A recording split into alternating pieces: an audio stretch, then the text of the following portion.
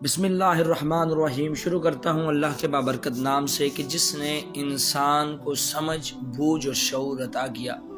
ताकि सही को सही और गलत को गलत कह सके।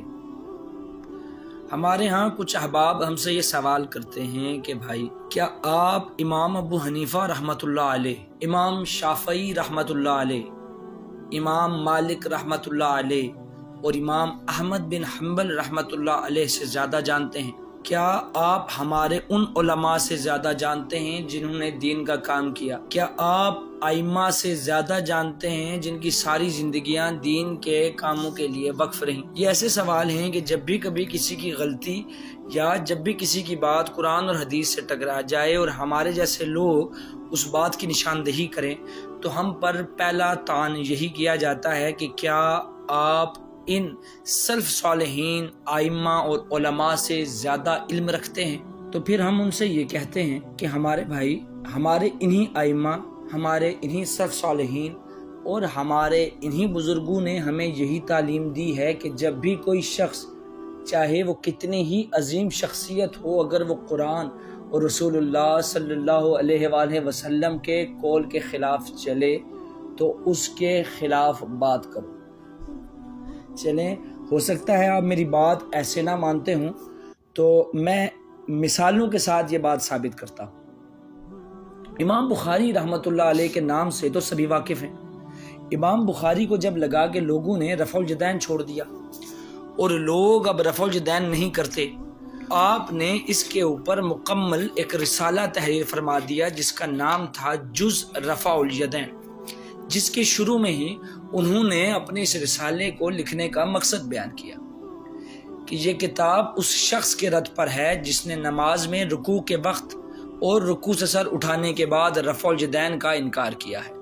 उसने ला यानी तकल्लुफ़ करते हुए अजमियों पर इसे मुबहम रखा,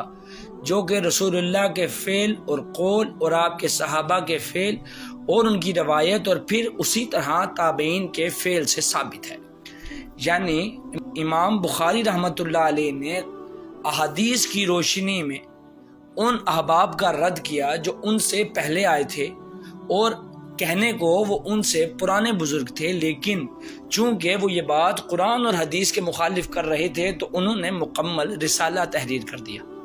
इसी तरह इमामुल मुहद्दिस शम्सुद्दीन अबू अब्दुल्ला इब्न क़य्यम अल-जौज़ी अअलामुल मुक़य्यिन में इस बात को बड़े वाज़ेह अंदाज में लिखते हैं। सबसे पहले इमाम शाफ़ई का कौल रखा और फरमाया कि इमाम शाफ़ी रहमतुल्लाह अलैह फरमाते हैं कि मुसलमानों के इजमा से ये बात साबित है कि जिसके पास सुन्नत रसूल सल्लल्लाहु अलैहि वसल्लम साबित हो जाए उस पर हराम है कि वो ऐसे किसी के कौल की वजह से उस हदीस के मुखालिफ हो जाए। यानी वो कितना ही बड़ा आलिम, कितना ही बड़ा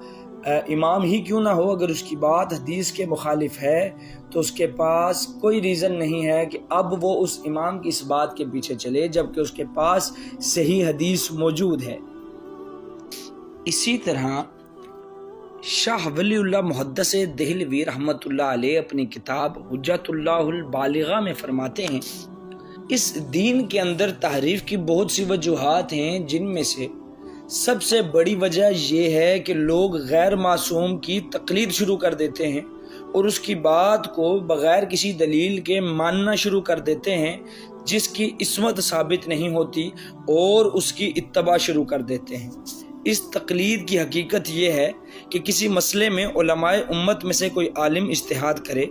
और उस आलिम के पैरू ये ख्याल करें कि ये इज्तिहाद बिल्कुल सही है।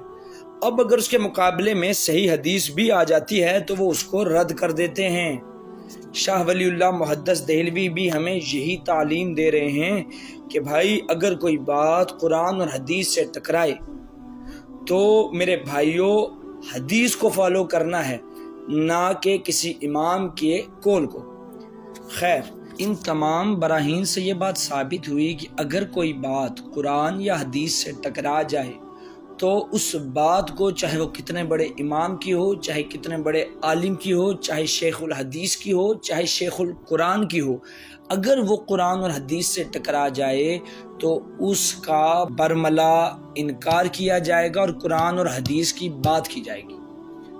یہ میں نہیں کہتا، یہ ہم نہیں کہتے، یہ کسی فرقے کا منہج نہیں ہے، بلکہ رسول اللہ صلی اللہ علیہ وسلم کی تعلیمات ہیں، صحابہ کرام رضوان اللہ اجمعین کی تعلیمات ہیں، اور ہمارے سلف صالحین ان کی بھی یہی تعلیمات ہیں، چاہے وہ امام ابو حنیفہ رحمۃ اللہ علیہ ہوں کہ اگر میری بات قرآن اور حدیث سے ٹکرا جائے تو اسے دیوار پہ دے مارو، امام شافعی کہ اگر میری بات قرآن حدیث سے ٹکرائے تو اسے چھوڑ دو، یا پھر جس طرح امام شافعی فرماتے ہیں کہ صحیح حدیث ہی میرا مذہب ہے، جس طرح امام احمد بن حنبل فرماتے ہیں کہ مت کرو تقلید نہ میری، نہ شافعی کی، نہ مالکیہ کی،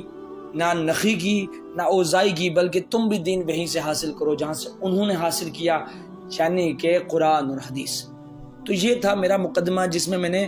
کافی حد تک اپنی بات کو ثابت کر دیا ہے۔ خیر، اب چلتے ہیں اس جانب کہ تقلید کس چیز کو کہا جاتا ہے اور تقلید ہے کیا، تقلید کرتے کون ہیں اور تقلید کیوں کی جاتی ہے۔ اس بارے میں امام ابن قیم الجوزی رحمۃ اللہ علیہ فرماتے ہیں کہ بہت سے وقت آئے جب لوگ قرآن کی بات کرتے تھے، احادیث کی بات کرتے تھے، اس کی پہچان کرتے تھے، احادیث سن کر جھوم جاتے تھے، مگر ایک زمانہ ایسا آیا کہ وہی لوگ جو احادیث سن کر جھوم جاتے تھے، اب وہ لوگ رائے اور قیاس میں پڑنے لگے، جدا جدا گروہ بندیاں ہونے لگی، اپنے جدا گانا اصول اور فرو پر خوشی جم گئے، دین الہی کے ٹکڑے کر لیے۔ اب ہوا کچھ یوں کہ ان سب میں سے بڑا دیندار وہ سمجھا جانے لگا جو سب سے زیادہ اپنی بات پر متعصب ہوا۔ ہم کہہ سکتے ہیں کہ تعصب ہی ان کی پونجی ہے۔ اور پھر اسی زمانے میں ایک وہ جماعت بھی نکلی جو صرف تقلید پر قناعت کرنے لگی اور کہنے لگی کہ ہمارے بزرگ جو کر گئے وہ ٹھیک کر گئے، وہ تم سے بہتر جانتے تھے، وہ تم سے زیادہ بہتر علم رکھتے تھے،